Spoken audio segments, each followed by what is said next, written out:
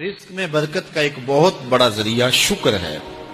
ارشاد فرمایا لَإِن شَكَرْتُمْ لَأَزِيدَنَّكُمْ، اگر تم شکر کرو گے وہ تمہیں اور زیادہ عطا کرے گا، اور اگر تم شکر نہیں کرو گے وَلَئِن كَفَرْتُمْ، کفران نعمت کرو گے، إِنَّ عَذَابِي لَشَدِيدٌ، تو پھر میرا عذاب بڑا سخت ہے۔ رزق کے اضافے کا ایک اور بہت بڑا سبب انفاق فی سبیل اللہ ہے۔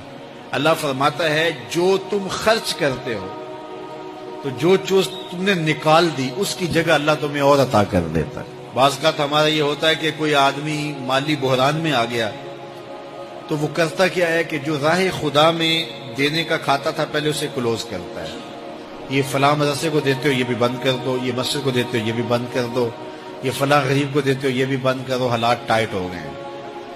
لیکن 5 گاڑیاں ہیں تو 2 گاڑیوں پہ گزارا کر لیا جائے، پیٹرول بچے، یہ نہیں ہو سکتا۔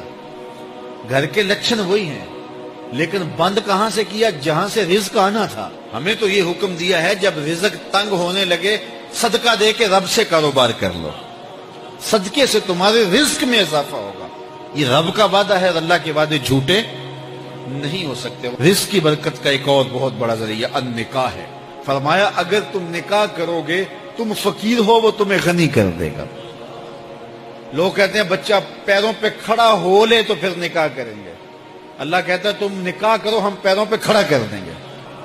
ہمارا فلسفہ اپنا ہے، اس کا حکم اپنا ہے۔ وہ کہتا ہے ابھی تو یہ اپنے لیے نہیں کماتا تو جو آئے گی اس کو کہاں سے کھلائے گا؟ میاں جس نے آنا ہے اس نے اپنا رزق لے کے آنا ہے۔ تو بچوں کی شادیاں کرو اگر وہ جوان ہو گئے، رزق نصیب ہوگا۔ اپنے اہل خانہ کو نماز کے حکم دینے سے رزق بڑھتا ہے، کیونکہ جو صبح کا وقت ہوتا ہے یہ رزق کے بٹنے کا وقت ہوتا ہے، اور جس گھر میں صبح کے وقت لوگ سوئے ہوئے ہوتے ہیں وہاں بے برکتیاں ہوتی ہیں۔ تو طلوع فجر سے لے کر کے طلوع آفتاب تک اپنی اولاد کو، بیوی کو، بچوں کو نہ سونے دیں۔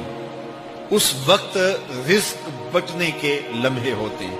کثیر دعائیں مانگیں، تلاوت کلام مجید پڑھیں، اور نماز فجر مرد حضرات مسجدوں میں جا کے باجماعت ادا کریں، اور گھروں میں جو ہے وہ بیٹیاں بہنیں مصلے بچھا لیں تو اللہ کی رحمتوں کا نزول ہوگا۔ اب ایک حدیث میں رزق کے اضافے کا ایک اور نسخہ ارشاد کیا گیا۔ میرے حضور نے فرمایا جو شخص یہ چاہتا ہے کہ اس کے رزق میں برکتیں ہو اور اس کی عمر میں اضافہ ہو تو وہ اپنے رشتہ داروں کے ساتھ سلوک اچھا کرے۔ رشتہ داروں کے ساتھ اگر اچھا سلوک کرو گے تو پھر تمہارے رزق میں برکت ہو۔ غریب ہیں تو ان کی مدد کرو، ان کی بیٹیوں کی شادیاں اپنے ذمے لے لو اگر اللہ نے آپ کو وسعت دی ہے، ان کی پریشانیاں بانٹ لو، ان کا قرضہ ہے تو اتارنے کی کوشش کرو، ان کو مشکلات سے نکالنے کی کوشش کرو۔ تم ان کو مشکلات سے نکالو گے اللہ تمہیں مشکلوں سے نکالے گا۔ تمہارے رزق میں بھی برکتیں ہوگی اور تمہارے مال میں بھی برکتیں ہوں گی۔ فرمایا بہتر صدقہ وہ ہے جو ناراض غریب رشتہ دار کو دیا جائے۔ اگر وہ پھنس گیا ہے، مجبور ہے، ناراض ہے، تو اس کو اگر دیں گے تمہارا نفس اس میں شامل نہیں ہوگا، تو یہ افضل صدقہ ہے جو ہر صورت میں قبول ہی قبول ہے۔ رزق کے اضافے کا ایک اور سبب الاحسان الی الضعفاء، جو کمزور لوگ ہیں ان کے ساتھ اس نے سلوک کرنا۔ الانفاق علی طلبۃ العلم، طالب علموں پہ خرچ کرنا، یہ بھی رزق میں اضافے کا سبب اور ذریعہ ہے۔ وہ حضرت بابا فرید نے کہا نا 6واں رکن دین کا روٹی ہے۔ گھر میں کچھ نہ ہو تو پھر نہ نماز اور نہ ہی دیگر امور کی لذت آتی ہے، تو یہ رزق فراواں اور وسیع اور مبارک نصیب کر دے اللہ۔ تو اس کے لیے ایک اور وظیفہ میں دیتا ہوں، اور وہ یہ کہ مغرب کے بعد 21 مرتبہ سورۃ الکوثر پڑھ لیں، کثرت ہو جائے گی انشاءاللہ۔